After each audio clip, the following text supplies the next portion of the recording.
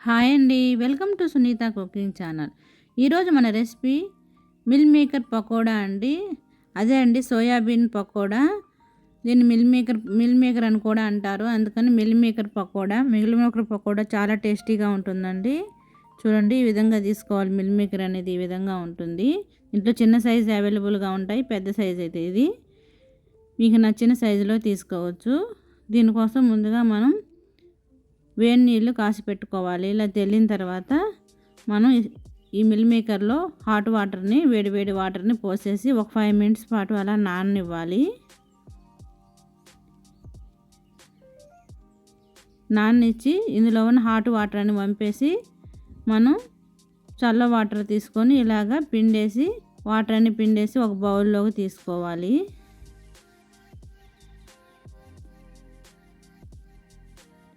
ఇప్పుడు ఈ మిల్ మేకర్లో ఈ విధంగా తీసుకున్నాం కదండి. ఇప్పుడు ఇందులో మనం 1 టేబుల్ స్పూన్ అల్లం వెల్లుల్లి పేస్ట్ వేసుకోవాలి. ఫ్రెష్ది.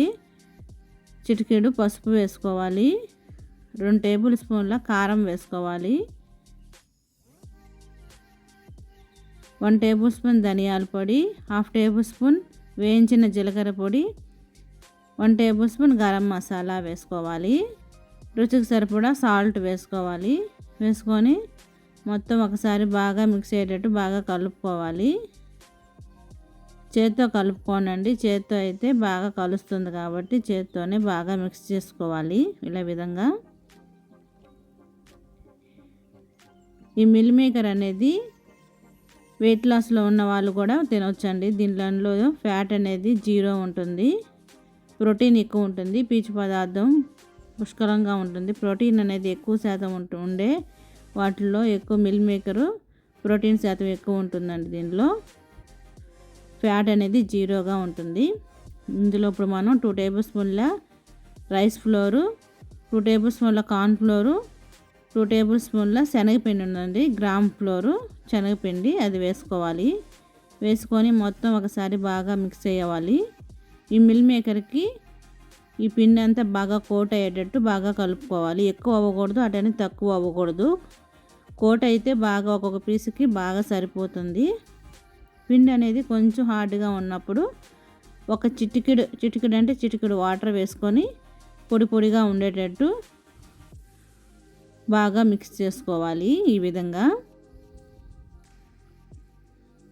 పిల్లలు అయితే చాలా ఇష్టంగా తింటారండి. ఈవినింగ్ స్నాక్స్గా.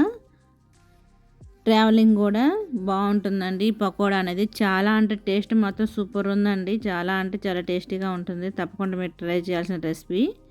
చూడండి ఈ విధంగా మొత్తం ఈ విధంగా కోట్ అయిన తర్వాత మనం డీప్ ఫ్రైకి సరిపడా ఆయిల్ పెట్టేసుకున్నాం కదా.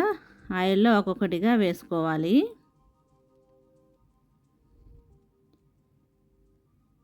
టీ టైంలో కానీ ఇలాగా ఈవినింగ్ మనం స్నాక్స్గా తినొచ్చండి. చాలా అంటే చాలా టేస్టీగా ఉంటుంది. చల్లటి ప్రదేశాల్లో ఉన్నప్పుడు కానీ మనం ఈవినింగ్ పూట చలికాలంలో కూడా చేసుకొని తినొచ్చు. ఇలాగా చాలా అంటే చాలా టేస్టీగా ఉంటుంది. పకోడా అనేది ఇష్టపడిన వాళ్ళు ఎవరు ఉండరు. చూడండి ఈ విధంగా వేసుకొని ఆయిల్లో బాగా ఫ్రై అవ్వనివ్వాలి. దీన్ని కలర్ అనేది మనకి తెలియదు. బబుల్స్ అనేది ఆగిపోయిన తర్వాత ఇలా తీసేసుకుంటే క్రిస్పీగా ఉంటాయి. అదేవిధంగా రెండోసారి కూడా వేసుకోవాలి. మిగిలినవి మీడియం ఫ్లేమ్లో పెట్టుకొని ఫ్రై చేసుకోండి. అప్పుడు మనకి ఈవెన్గా బాగా ఫ్రై అవుతాయి క్రిస్పీగా.